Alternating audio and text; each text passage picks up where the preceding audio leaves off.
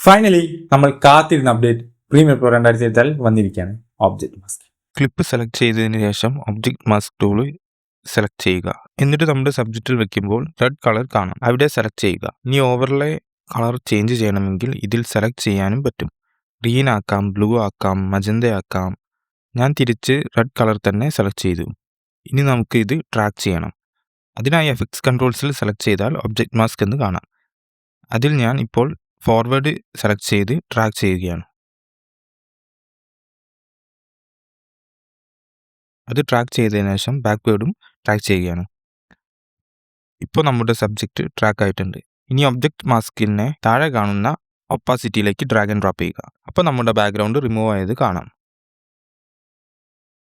Clip unlink ചെയ്ത് duplicate എടുക്കുക. മൂന്നാമത്തെ ലെയറിലേക്ക് വെക്കുക. എന്നിട്ട് ഒന്നാമത്തെ ലെയറിൻ്റെ ഒപ്പാസിറ്റിയിലെ ഒബ്ജക്റ്റ് മാസ്ക് ഡിലീറ്റ് ചെയ്യുക. ഇനി ടെക്സ്റ്റ് എടുത്ത് റണ്ണിങ് എന്ന് ടൈപ്പ് ചെയ്ത് ടെക്സ്റ്റ് ലെയറിൽ രണ്ടാമത്തെ ലെയറിലേക്ക് വെക്കുക. എന്നിട്ട് ഫോണ്ട് ചേഞ്ച് ചെയ്യാം. ഞാനിവിടെ ഇമ്പാക്റ്റ് ഫോണ്ടാണ് യൂസ് ചെയ്യുന്നത്. നിങ്ങൾക്ക് ഇഷ്ടമുള്ളത് വെക്കാം. എന്നിട്ട് ഫോണ്ട് സൈസ് അഡ്ജസ്റ്റ് ചെയ്യാം. Let's see the final result.